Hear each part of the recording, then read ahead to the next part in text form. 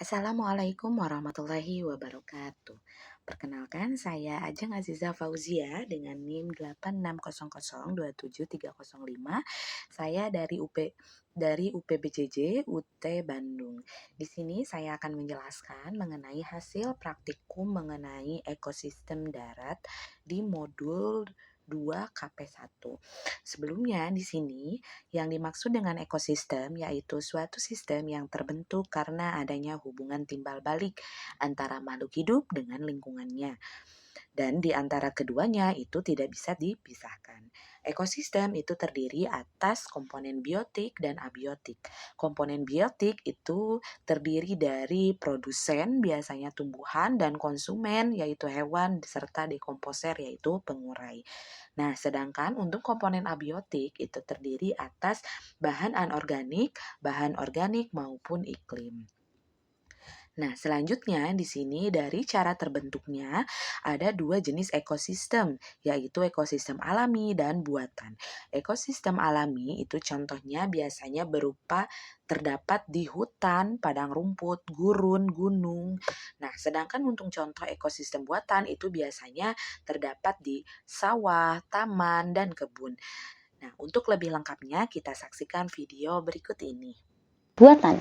Adapun alat dan bahan yang harus kita siapkan adalah lembar pengamatan, alat tulis, aplikasi barometer, serta lingkungan sekitar. Yang pertama, kita akan menuju ekosistem darat alami, yaitu hutan. Komponen abiotik beserta kondisinya yang ada di hutan antara lain, kondisi cahayanya cukup, suhunya mencapai 32 derajat Celcius, jenis tanahnya gambut dan subur, anginnya semilir, serta keadaan airnya sangat cukup. Kemudian kita akan mengamati komponen biotiknya yang terdiri dari tanaman dan hewan.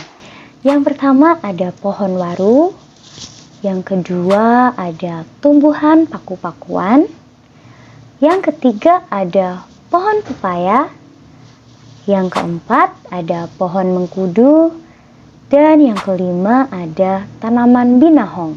Kelima tanaman tersebut saling berinteraksi dengan komponen abiotik di lingkungannya, di mana tanaman membutuhkan cahaya matahari, air, dan juga tanah untuk membantu proses pertumbuhan dan perkembangannya. Selain itu, dalam beberapa tanaman juga membutuhkan hewan yang dapat membantu proses penyerbukan. Selanjutnya kita akan mengamati beberapa hewan.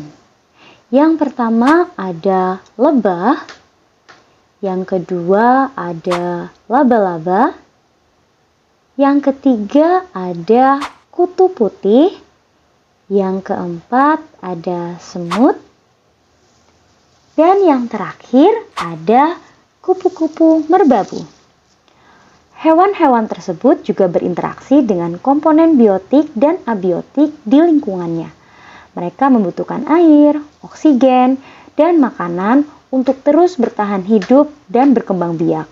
Dalam hal ini, tumbuhan sebagai produsen dan hewan sebagai konsumen. Selain itu, terdapat juga dekomposer atau pengurai. Mereka adalah makhluk hidup atau organisme yang memperoleh energi dengan cara menguraikan sisa-sisa makhluk hidup lain yang sudah mati. Nah, di dalam ekosistem hutan ini, pengurai yang ditemui yaitu jamur, bakteri, dan berbagai jenis cacing. Selanjutnya kita menuju ekosistem darat buatan yaitu sawah. Komponen abiotik yang akan kita amati meliputi cahaya. Terlihat cahayanya sangat terik, suhunya mencapai 32 derajat Celcius, tanahnya sedikit kering, anginnya cukup semilir, dan kondisi airnya cukup banyak.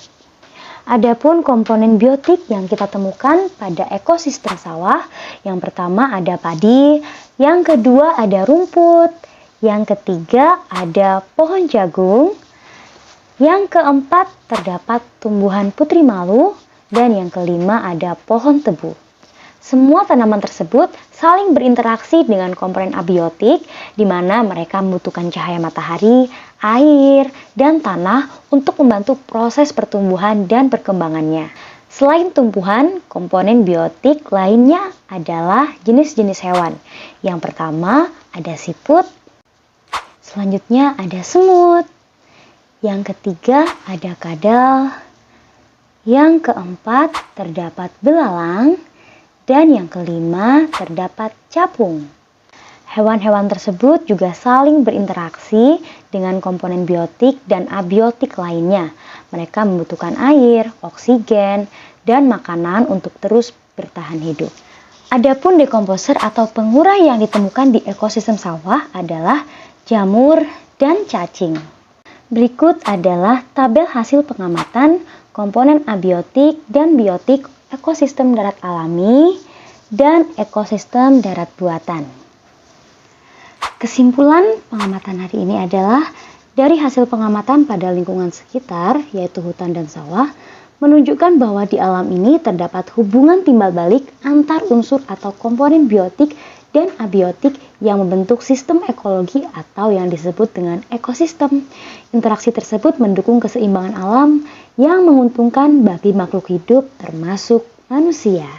Sampai di sini dulu praktikum hari ini. Sekian dan terima kasih.